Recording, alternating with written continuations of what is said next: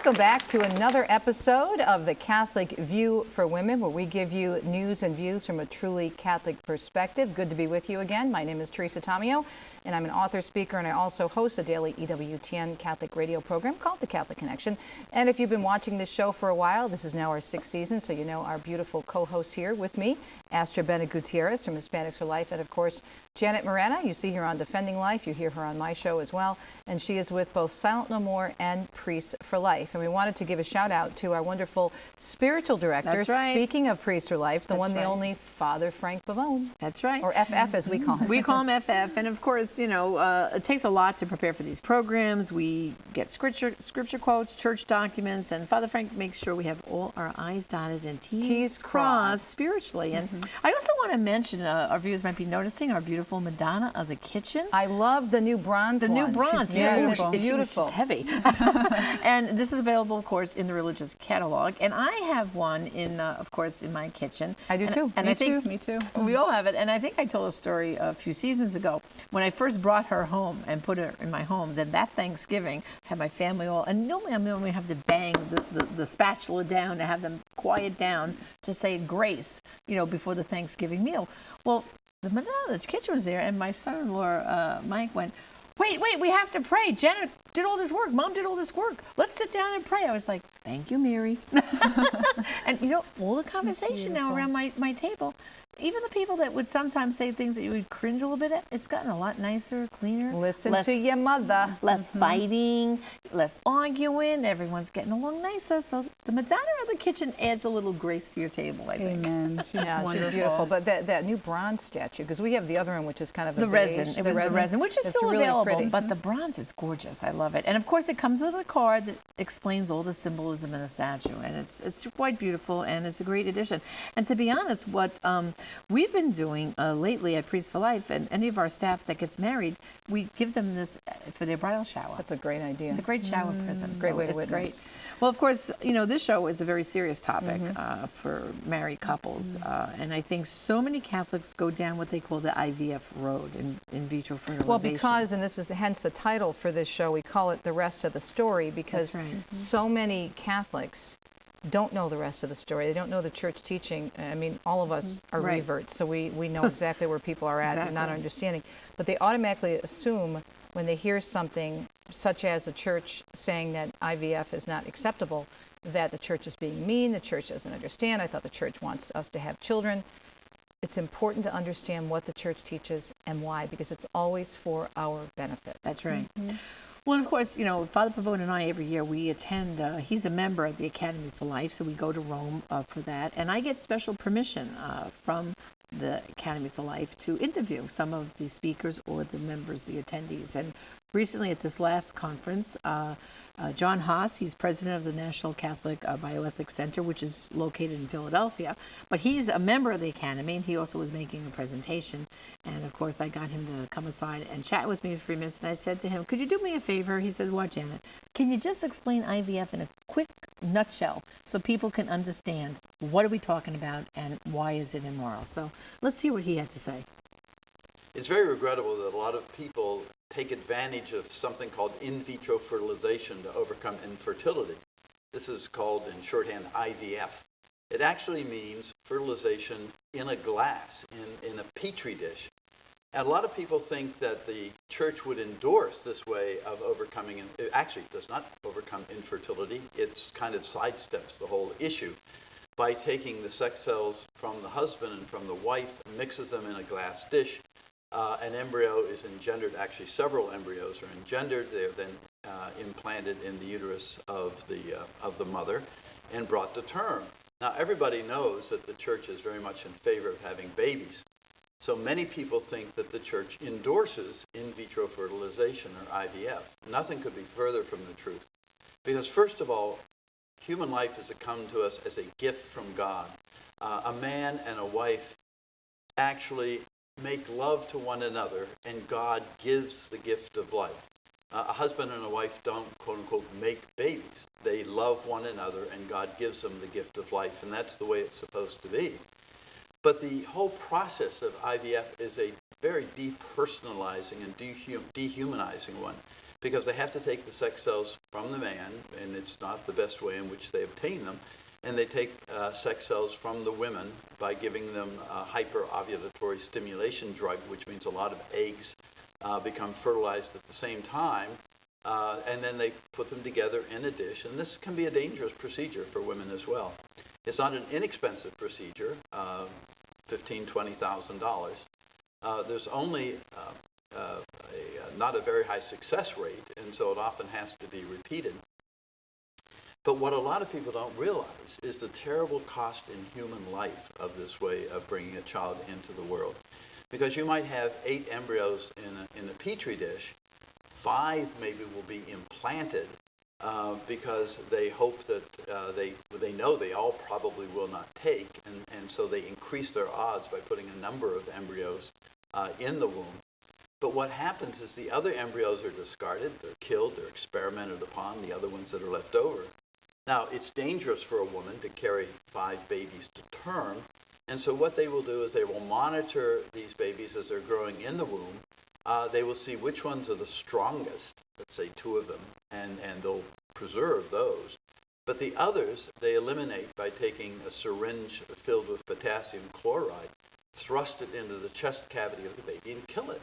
So in fact, this is called fetal reduction, which is a euphemism. It's actually destroying some of the babies to increase the odds of the others surviving and to reduce the risk of the health of the mother.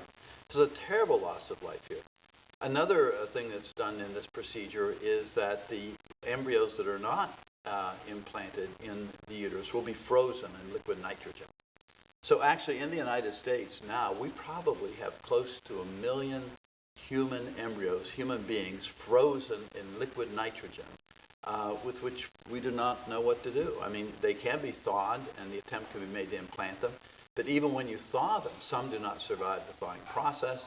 Let's say you thaw 5 of them, then you begin to pick which one looks like it's the healthiest, and you eliminate the others. It's a terrible process that brings about a great loss of human life to bring one child into the world.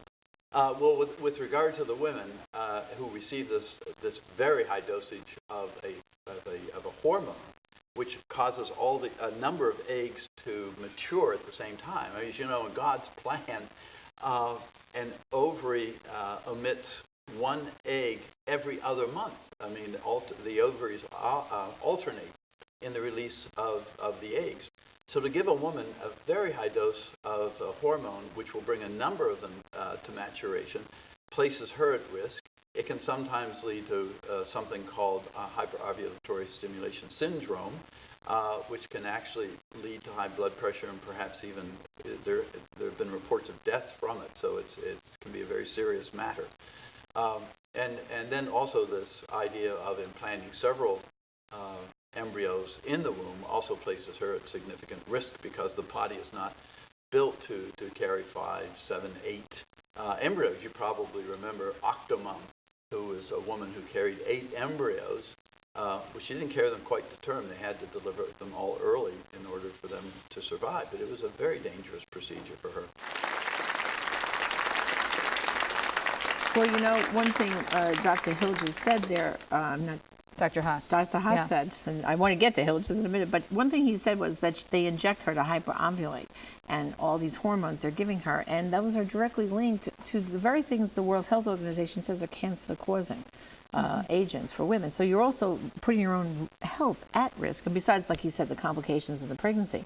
But then, of course, the good side is, like I just said, Dr. Hilges, the Pope Paul VI Institute, who has naprotechnology. And they have a directory, by the way, on their website where you can find where is a naprotechnology doctor in your area. And, you know, I personally know young ladies who had difficulty conceiving children and actually went to, one of them was a former employee of ours at Priest for Life. She's married, she has several children, and when she first got married, she was having little complications, not being able to conceive. She flew out to Omaha, Nebraska, Nebraska, and became a patient for a period of time, and she has beautiful children now. So the church is not saying no. There's not a no here. It's not a slap on the hand. What they're saying is this is an immoral procedure. And it's unhealthy. And it's unhealthy, Right. but it's immoral also. And I think, Astrid, you have some advice on that, Yes, right? and how many Catholics know that it's immoral, though? That's the thing. Look at this, what the church has to say here in the document Donum Vitae. Human embryos obtained in vitro are human beings and subjects with rights. Their dignity and right to life must be respected from the first moment of their existence. It is immoral to produce human embryos destined to be exploited as disposable biological material. In the usual practice of in vitro fertilization, not all of the embryos are transferred to the woman's body. Some are destroyed. Just as the church condemns induced abortion, so she also forbids acts against the life of these human beings. It is a duty to condemn the particular gravity of the voluntary destruction of human embryos obtained in vitro for the sole purpose of research, either by means of artificial insemination or by means of twin fission. By acting in this way, the researcher usurps the place of God.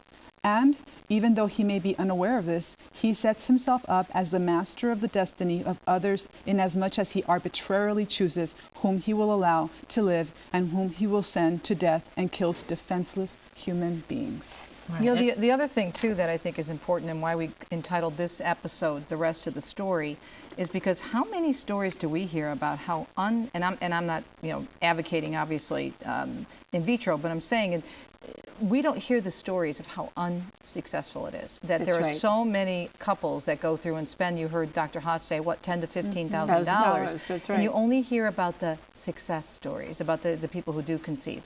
So this is what I always tell people when you look at the Catholic Church and you hear the Church saying no. Pope Benedict always said, no means an elevated yes, and George Weigel says the same thing. When the Church says no, it's because it's leading us to an elevated yes. That's right. For our benefit, not only physically, as we just pointed out, but spiritually and morally, and also for society's benefit.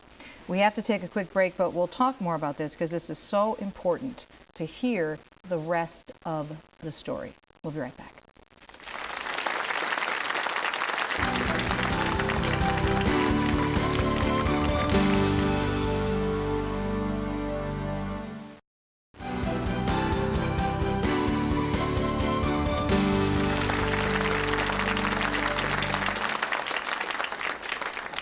Welcome back. Another episode of Catholic View for Women.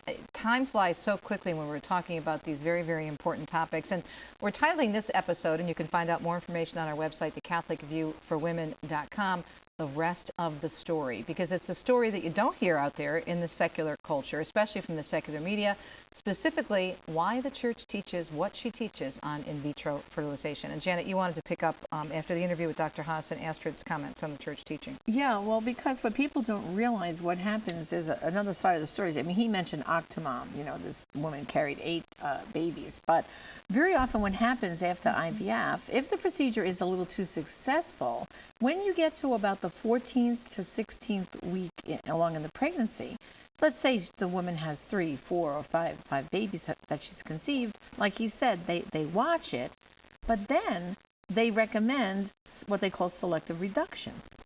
Now, picture this. This is a couple now who has invested sometimes between $10,000 to $20,000 desperately wanting to become pregnant, and now has maybe 3 or 4 children or whatever, and now the doctors want to kill a few. And they literally look at the 5 babies and they do a few things. They determine if they're all healthy. So if they can find that one is not doing so well, then that one would be targeted. And then they actually ask the parents. Like, let's say there's 2 boys and a girl. Okay, I guess we can reduce one of the boys. I'll just have a girl and a boy. I mean, this is absolutely crazy. And when I was writing my book, Recall Abortion, I did a little more research on this. As a matter of fact, I have a whole chapter called Children Made to Order. And there was a story that I put in my book. It was back in August of 2011. It was a New York Times Magazine story called 2 minus 1 You pregnancy. were at my house. Yes, and I went you were crazy. in town. We were doing interviews for Catholic View, and I was upstairs and I heard her screaming. I didn't know what was going on. And you actually wrote outrageous. an editorial and it got picked up. I wrote a blog and an editorial. But let me just quote from this New York Times magazine article that I got so furious about, 2 minus 1 pregnancy. Now listen to this. This is a quote. This is from the woman who was named in the story Jenny. This is Jenny, the pregnant mom. If I had conceived twins naturally, I wouldn't have reduced this pregnancy because, you feel like there's a natural order. Then you don't want to disturb it. But we created this child in such an artificial manner in a test tube, choosing an egg donor, having the embryo placed in me, and somehow making a decision about how many to carry seemed to be just another choice. The pregnancy was also consumerish to begin with, and this became yet another thing we could control. This is the road that we're talking about, children made to order. I mean, it's horrible. And, I went a little bit deeper and read a little bit more about it. And then I found that mentality. I mean, it's the mentality. They're playing God. Yeah. We're going to decide, and then to selectively reduce the child. There was another story I put in my book, even more horrific. It was a woman had conceived twins, her and her husband, and she didn't want to have twins. She only wanted one child. And of course, the doctors were right on her camp saying, sure, we could do this, no problem. We'll selectively reduce one of the babies. And her husband was furious. He was upset. And he was begging her, please don't do this. So she said, either we reduce this pregnancy by one or I'll terminate the entire pregnancy. Can you imagine that? Now, they already invested all this money, like Dr. Haas pointed out, in vitro. And now she's basically practically putting a gun to this father's head saying, either you let me reduce this pregnancy by one, kill one of our children, or I'll kill the entire pregnancy. So again, it's so terrible what they're doing. Exactly. In the Hispanic community in particular, this information is not getting to them. I don't think it's getting to the Catholic community in general. Exactly. Right. And there's a crisis of infertility. It's prevalent. And when they go to their doctor, the only alternative they're getting is in vitro fertilization. Now, something in their heart tells them this is not right. So when they hear one of us talking about it or somebody speaking on it, right away, they want to know more. Now, if they don't hear about the church's teachings on this, they probably have not heard about NAPRO technology, another wonderful, best-kept secret. So I would recommend to people watching us, please make this information known. How easy is it to put it hopefully in a church bulletin? There's an alternative to IVF, which is destructive. It destroys human life. NAPRO technology. Now there's a directory of physicians throughout the country trained in NAPRO, which actually heals the problems of fertility, not just masks them and brings on all these problems for women. Women have gotten cancer from these drugs medications that they have to take. Yes. Don't you think, though, I don't mean to jump in here, but I want to mention something, Janet, real quickly. You mentioned infertility. What's causing the infertility? The other thing, the rest of the story also is that all the birth control that these women are on, primarily the women, because, talk about being sexist, we're the ones who take all of these dangerous, drugs and hormones. The pill. But women sit there and they say, well, I want to do what I want to do. I want to have, relations with whomever, whomever, and I don't want to worry about a pregnancy. But the minute I want a pregnancy, I want everything to be perfect and I want to stop. And they get frustrated. Well, one of the reasons they're infertile is because of their reliance on birth control, which takes, especially the birth control pill, and we've done shows on this before in our past Untreated episodes. STDs as well. Untreated STDs, all kinds of things. Yeah. That's right. Well, and the other thing too is with this whole idea with the pill is that they're also delaying the best time to have children. I mean, we think back, when you're in your 20s, that's when you're the most fertile. And having a baby is the easiest. I mean, I had my children when I was, my first daughter Jennifer when I was 25, and my twins when I was 27. But nowadays, young people, They're waiting longer and longer. Later and later and later. And now some of these young ladies are not marrying until they're 35 or close to the 38, 39, close to 40, some of them. And then they're going, okay, they've been using birth control, of course, all those years. Well, they've had multiple partners, and now they want to know why I'm having trouble getting pregnant. Well, you've thrown away the best years of your fertility. I mean, you put yourself in harm's way, exposing yourself to all kinds of things. That's right. But, the other side of this story, too, Dr. Haas was mentioning that they in a petri dish, they're fertilizing these eggs, but then they don't use them all. They didn't mention that. Well, how many frozen embryos are sitting in our country alone? About 1 million right now. That's right. 1 million children are just sitting.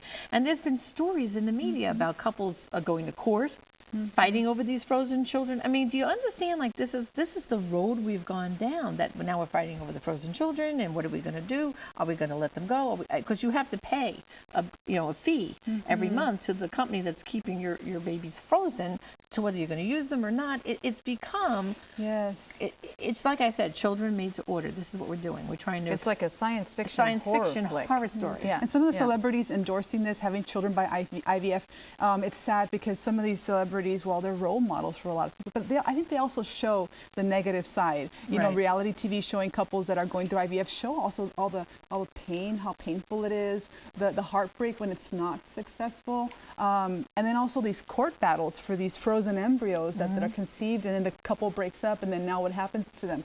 You really do see the brave new world that we've created, with this culture. And unfortunately, and this is where I want to kind of put a plea to the clergy to preach about this with love. Talk about the work of, Dr. Hilgers and the Pope Paul VI Institute, because I know there's over 500 physicians now who are trained in nanotechnology to help people in a more natural way. Because if they don't hear it from the pulpit, they think it must be okay, because the culture is billing it like it's no big deal. And to be honest, I mean, I have met couples who've come up to me and said, oh, we did that, and we don't know what to do now, because we do have our little son or daughter that was conceived this way. It becomes almost like a moral dilemma. What if they find out this is how they were conceived? So parents now, like afterwards, when they become enlightened, are also becoming very concerned about, like, what do we say to our kids?